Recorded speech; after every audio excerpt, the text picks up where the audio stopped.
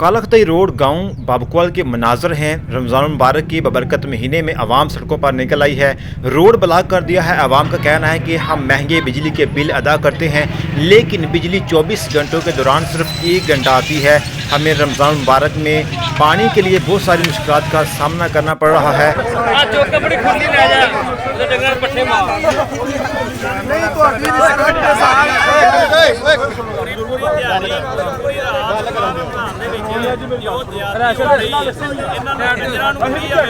शर्म आनी चाहिए कि लोगों ने यकीन करो पेशाब करने ਲਈ ਘਰ ਅਫਸੋਸ ਯਾਰ ਇਹਦਾ ਮਕਸਦ ਅਸੀਂ ਵੀ ਝੜ ਨਾਲ ਹੀ ਆ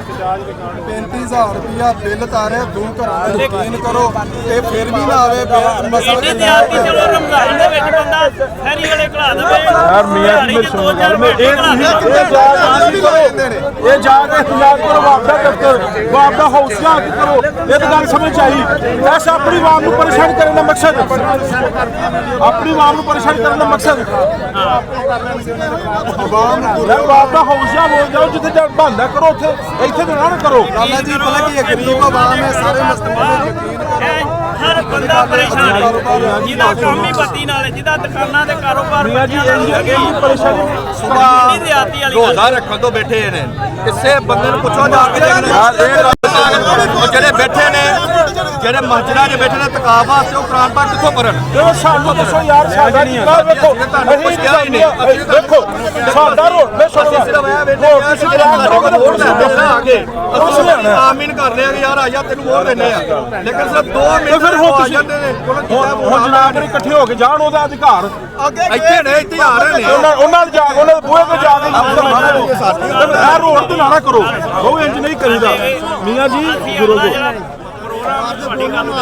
ਬਿਲਕੁਲ ਜਾਇਆ ਤੁਸੀਂ ਇੰਜ ਕਰੋ ਮੈਂ ਸਾਨੂੰ ਉੱਥੇ ਜਾਵੋ ਨਹੀਂ ਤੇ ਜਿਹੜਾ ਚੌਧਰੀ ਤੁਹਾਡਾ ਉਹਦੇ ਬੂਹੇ ਤੇ ਧਰਨਾ ਮਾਰੋ ਬਾਕੀ ਰੋਡ ਜਾਣ ਦਿਓ ਚੌਧਰੀ ਹੁੰਦੇ ਨੇ ਉਹਦੇ ਚੌਧਰੀ ਦਾ ਕਰਮ ਦਾ ਕੀ ਜ਼ਰੂਰਤ ਸੀ ਚੌਧਰੀ ਦੇ ਬੂਹੇ ਲੱਗ ਰਿਹਾ ਜ਼ਰੂਰਤ ਨਹੀਂ ਹੈਗੇ ਰੁਹਾਨ ਇੰਜ ਸਾਡੇ ਨਾਲ ਹੀ ਹੁੰਦੀ ਹੈ ਤੇ ਅਸੀਂ ਆਏ ਨਾ ਬਾਹਰ ਨਹੀਂ ਸਾਡੇ ਨਾਲ ਵੀ ਅਸੀਂ ਨਹੀਂ ਮਾਇਆ ਲੋਕਾਂ ਦੇ ਡੰਗਰ ਪਾਣੀ ਪੀਣ ਤੋਂ ਦੱਸਣ ਦੇ ਨੇ ਪਾਣੀ ਨਹੀਂ ਹੈ ਡੰਗਰਾਂ ਦੇ ਕਿਤੇ ਹੋ ਜਾਣਾ ਹੱਲ ਤੱਕ ਲੈਣੀ ਹੈ ਉਹਨਾਂ ਦੇ ਜ਼ਮਾਨੇ ਦਾ ਕੀ ਕਸੂਰ ਹੈਗਾ ਪਿੰਡ ਦਾ ਕੋਈ ਬੰਦਾ ਜਿਹੜਾ ਵੋਟ ਲੈਂਦੇ ਨੇ ਸਾਡੇ ਕੋਲ ਉਹ ਜ਼ਿੰਮੇਵਾਰੀ ਆ ਕੇ ਦੇ ਪਿੱਛੇ ਕਿੱਥੇ ਪੈਸੀ ਉਹਨਾਂ ਖੜਾ ਨਾ ਸਾਡੇ ਦੇ ਚੌਧਰੀ ਉਹ ਨਹੀਂ ਕਿੰਨਾ ਕੁ ਲਾ ਕੇ ਸੀ ਪਿੱਛੇ ਅਸੀਂ ਚੌਧਰੀ ਹੁੰਦੇ ਨੇ ਭੈਣ ਜੋ ਆਪਣੇ ਘਰ ਦੀ ਬੱਤੀ ਨਾ ਬਾਲ ਲੈਂਦੇ ਨੇ ਬੈਠੇ ਜਿਹੜੇ ਗੱਲ ਮੈਂ ਕਿਹਾ ਤੁਸੀਂ ਬੱਤੀ ਨਹੀਂ ਨਾ ਪਾਣੀ ਇਹਦਾ ਕੁਝ ਚਲੋ ਮਿਹਰਬਾਨੀ ਕਰੋ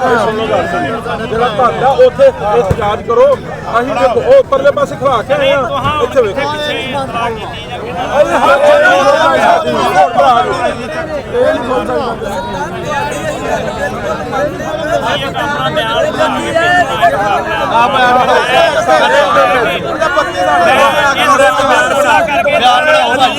ਬਿਆਨ ਇਹ ਦੇਣਾ ਤੁਸੀਂ ਕਿ ਤਕਰੀਬਨ ਮਾਨੀ ਕਰਾਨੀ ਕਿ ਰਾਤ ਵੀ ਬੰਦ ਦਿਨੇ ਵੀ ਬੰਦ ਸ਼ਹਿਰੀ ਵਾਲੇ ਵੀ ਲੋਕਾਂ ਦਾ ਪਾਣੀ ਤੋਂ ਬੈਠੇ ਨੇ ਸਿਰਫ 2 ਮਿੰਟ ਹਰ ਘਰ ਕਰਾਉਂਦੇ ਇਹਨਾਂ ਲੋਕਾਂ ਦਾ ਇਤਜਾਜ ਦੇ ਵਾਰਡਾਂ ਦੇ ਮੁਤਲਕ ਕਿ ਬਿਜਲੀ ਨਹੀਂ ਆਉਂਦੀ ਸਫੇ ਦੇ ਵਾਰਡਾਂ ਵਾਲੇ ਆਉਣ ਤੇ ਸਾਡਾ ਮਸਲਾ ਤੁਸੀਂ ਵਾਰਡਾਂ ਦੇ ਦਫ਼ਤਰ ਲੱਗੇ ਨੇ ਟ੍ਰੈਫਿਕ ਲਾਉਂਦੇ ਨੇ ਤੁਹਾਡਾ ਮਾਮਲਾ ਹੱਲ ਕਰਵਾ ਦੇਵਾਂਗੇ ਅਸੀਂ ਬਿੱਲ ਵੀ ਪੇ ਕਰਨੇ ਸਰ ਜੀ ਗੱਲ ਇਹ ਵੀ ਕਿ ਅਸੀਂ ਬਿੱਲ ਵੀ ਪੇ ਕਰਨੇ ਇਹ ਨਹੀਂ ਕਿ ਅਸੀਂ ਬਿੱਲ ਪੇ ਨਹੀਂ ਕਰਦੇ ਆ ਕੋਈ ਜੇ ਅਗਰ ਸਾਡਾ ਬਾਪ ਆਪਣਾ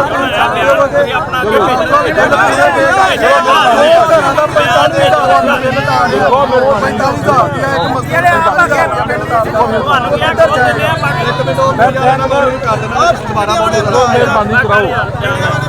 ਆ ਮੁੰਡਿਆਂ ਬਣਾਇਆ ਇਹਦੀ ਕੋਲ ਲਵੋ ਭਈਆ ਜੀ ਲੋ ਨਾ ਭਾਈ ਗੱਲ ਕੋ ਮੇਰੀ ਮੈਂ ਤੇ ਬਾਬਾ ਰੋੜਾ ਕੀਤਾ ਠੀਕ ਹੈ ਸਰ ਜੀ ਐਸਆਈ ਸਾਹਿਬ ਨੇ ਇਹਨਾਂ ਨੇ ਕਿਹਾ ਜੀ